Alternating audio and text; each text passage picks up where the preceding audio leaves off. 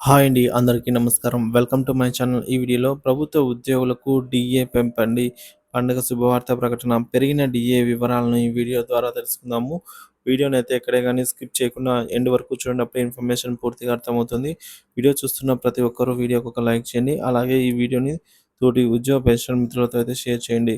కొత్తగా మన ఛానల్ చూస్తున్న వారు సబ్స్క్రైబ్ చేసుకున్నట్లయితే దయచేసి మన ఛానల్‌ని సబ్స్క్రైబ్ చేసుకోండి. దీని ద్వారా నేను చేసే లేటెస్ట్ వీడియోస్ అనేవి ఎవరికి రీచ్ అవుతాయి. ఇక ఆలస్యం చేయకుండా మనం వివరాల్లోకైతే వెళ్ళిపోదాము.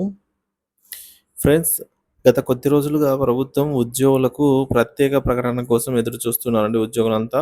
సెప్టెంబర్‌లో ఉద్యోగులకు డీఏ హైక్ ప్రభుత్వం పెంచబోతున్నట్టు సమాచారం అన్నమాట.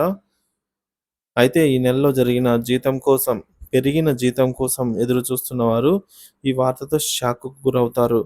ఎందుకంటే డీఏ పెరుగుదల సెప్టెంబర్‌లో ప్రకటించబడద్దని, అక్టోబర్ నుంచి అమల్లోకి వచ్చే అవకాశం ఉందని విశ్వసనీయ వర్గాల నుంచి అందినటువంటి తాజా సమాచారము.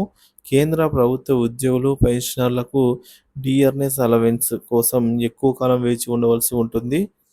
సెప్టెంబర్ నుంచి డీఏ అమలు చేయవచ్చు అని ప్రకటన అయితే వెలువడింది. అయితే ఇప్పుడు ఉద్యోగులకు మరో నెల రోజులైతే వేచి చూడవలసి వస్తుందన్నమాట. సో, మూలాల ప్రకారంగా ఈ నెలలో డీఏకి సంబంధించి ఏదైనా అప్డేట్ వచ్చే అవకాశాలు కొంచెం తక్కువగానే ఉన్నాయని చెప్పొచ్చు. దీనికోసం దీపావళి వరకు ఆగాల్సిందే.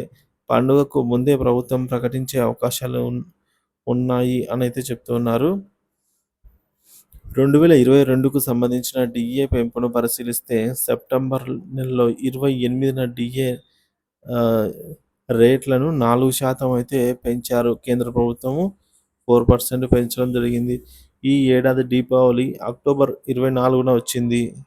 సో, గత సంవత్సరం గురించి మాట్లాడుకుంటే దసరా అక్టోబర్ 24న, దీపావళి నవంబర్ 12న వచ్చాయి.